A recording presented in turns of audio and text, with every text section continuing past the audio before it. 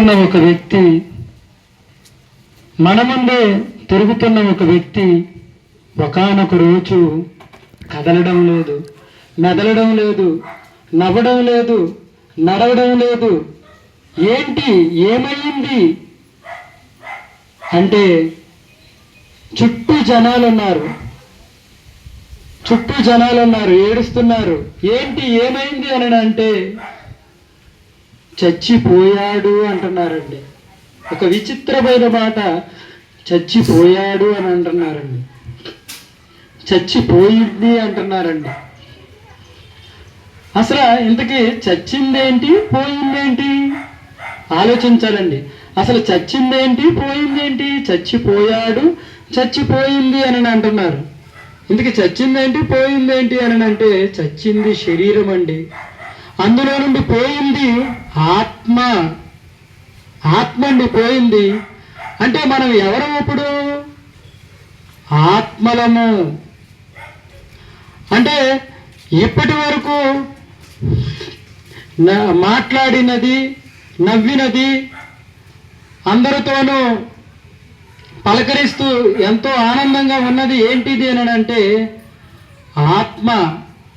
ఈ ఆత్మ ఉంటేనే శరీరం కదులుతుంది, మెదులుతుంది, నడుస్తుంది.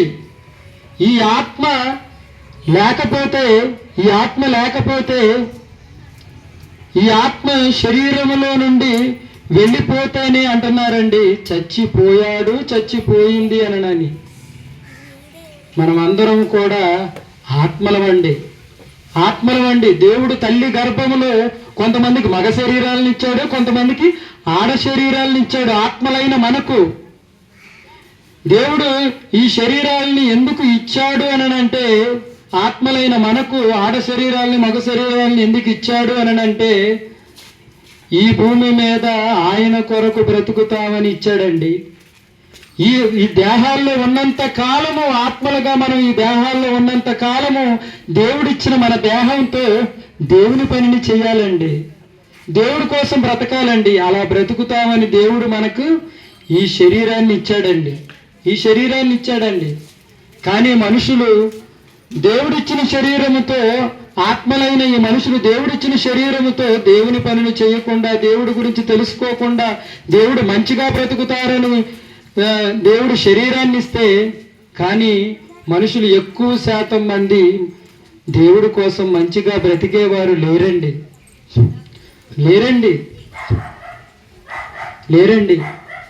మనుషులందరూ పాడైపోయారండి.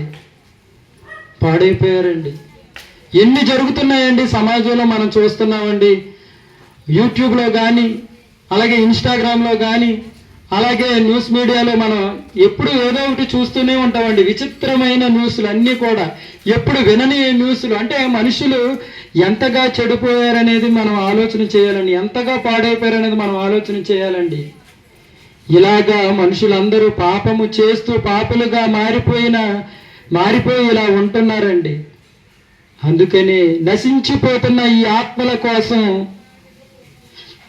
ఒక ఆత్మ పరలోకము నుండి ఈ భూలోకానికి వచ్చి శరీరాన్ని ధరించుకుని ఈ భూమి మీద మనిషి అనేవాడు ఎలా బ్రతకాలో తన బ్రతుకులో చేసి చూపించిన ఆత్మ ఎవరైనా ఉన్నారు అంటే అది యేసుక్రీస్తు వారండి.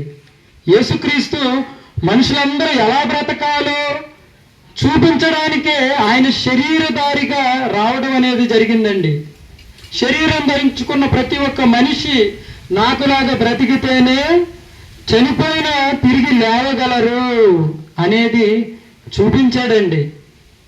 మరి ఈ మాటలు వింటున్న ప్రతి ఒక్కరూ కూడా ఈ మాటలన్నీ గుర్తుపెట్టుకుంటారని, ఈ మాటలన్నింటినీ కూడా నమ్ముతారని ఆశిస్తూ నా ఈ మాటలు ముగిస్తున్నానండి.